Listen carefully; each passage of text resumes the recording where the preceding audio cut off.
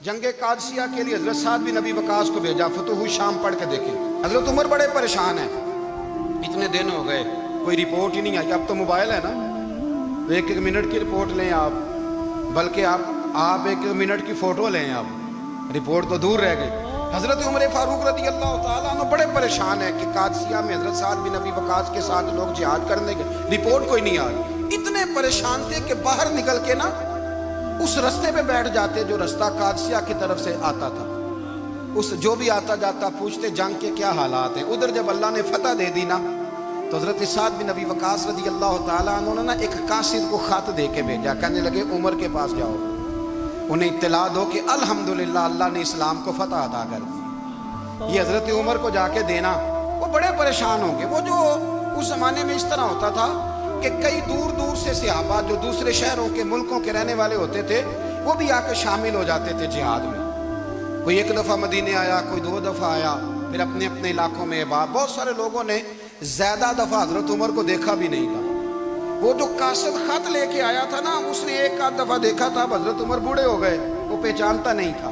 मेरी बात की समझ आ रही है आप हज़रात?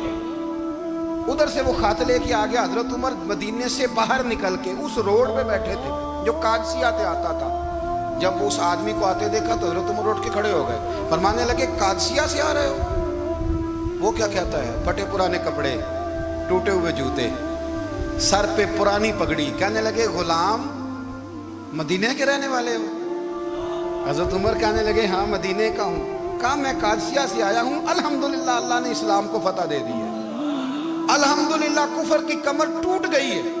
उसने ये बात करके तो घोड़े को एड़ी लगाई, घोड़ा दौड़ने लगा मदीने के। हज़रत उमर भी साथ साथ दौड़ रहे हैं। फरमाने लगे अच्छा बताओ खालिद बिन वलीद का क्या हाल है? थोड़ा आगे जाके फरमाने लगे उसामा बिन ज़ैद कैसे है?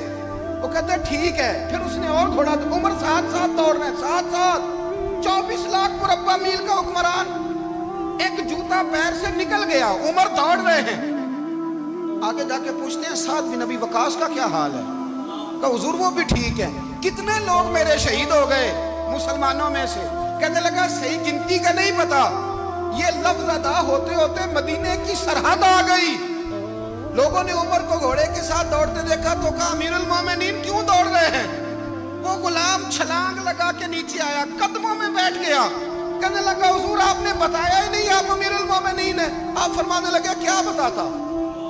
मैं तो ऊंट चराने वाले का पुत्र हूं, क्या बताता? वो उमर हूं जिसने अपने गुनाहों का हिसाब देना है, क्या बताता? जो साद बिन नबी वकास को जिहाद पे भेज के खुद बुज़दिलों की तरह घर में बैठा है, क्या बताता? कोई हैसियत नहीं, कोई तार। तूने अच्छा किया, तू तो मुजाहिद था, मुझे साथ साथ दौड़ाया, तूने अच्छा किया। जितने लोग थे चीखे मार के रोने लगे। हज़रत फ़ारूक आज़म से कहने लगे उमर जब तक तेरे जलवे रहेंगे अल्लाह कामयाबियाँ ही अता फरमाएगा, जब तक तेरा रंग रहेगा अल्लाह ताला नवाजता ही रहेगा। कुछ नहीं, कभी अपना आप जाहिर ही नहीं किया। बहुत बड़े थे, बहुत बड़े थे हज़रत उमर, बड़े थे, लेकिन सारी ज़िंदगी अपने मुहाज। हज़रत अबू राफ़े गुलाम थे, कुरान पाक बड़ा सोना पढ़ते थे। हज़रत उमर जब भी उन्हें मिलते कहते अबू राफ़े तो उमर से अच्छा है, कुरान बड़ा शानदार पढ़ता है। तो वो कहते हुजूर अगर मैं कुरान सही पढ़ता हूँ तो आपको कुरान की तशरीह ज़्यादा सही आती है, आप भी तो मुझसे अफजल हैं। तो आप फरमाते नहीं फिर भी तो मुझसे अफजल है। क्यों? इसलिए कि तू अपने गुलाम अपने आका की नौकरी भी ठीक करता है और रब की इबादत भी ठीक करता है, और मुझे खाली सिर्फ इबादत करनी होती है वो भी ठीक नहीं कर पाता।